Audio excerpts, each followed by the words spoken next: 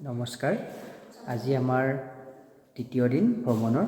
আজি আমি ৰাতিপুৱা উপস্থিত হৈছোঁহি টাৱাং মনেষ্ট্ৰী। আৰু টাৱাং মনেষ্ট্ৰী এছিয়াৰ ছেকেণ্ড লাৰ্জেষ্ট মনেষ্ট্ৰী। আৰু ইয়াতে আমাৰ যি এই মিউজিয়াম আছে, অলপমান আপোনালোকৰ দৃশ্যাংশ দেখুৱাই লৈছোঁ। বুদ্ধিষ্ট ধৰ্মৰ প্ৰায় 1700-1800 শতিকাৰ যিখিনি সামগ্ৰী ইয়াতে তেওঁলোকে ৰাখিছে সুন্দৰকৈ। এই ধৰণৰ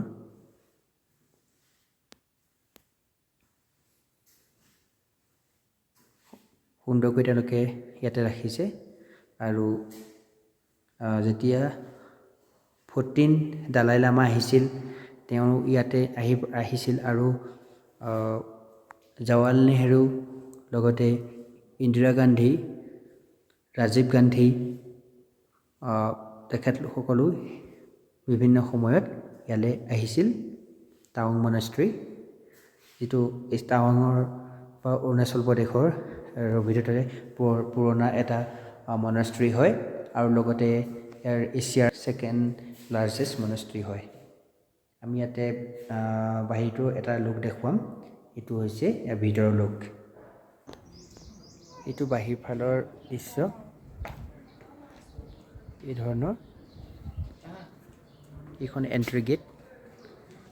এইটো প্ৰথমটো বিল্ডিং আহিয়ে এইটো প্ৰেয়াৰ হল।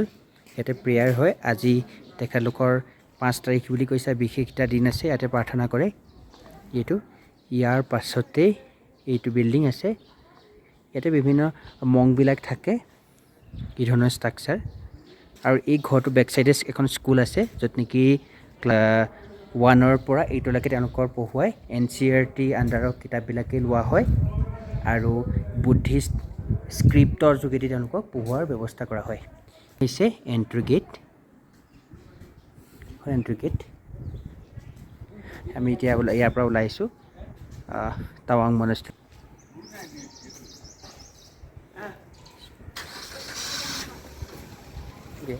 Last gate.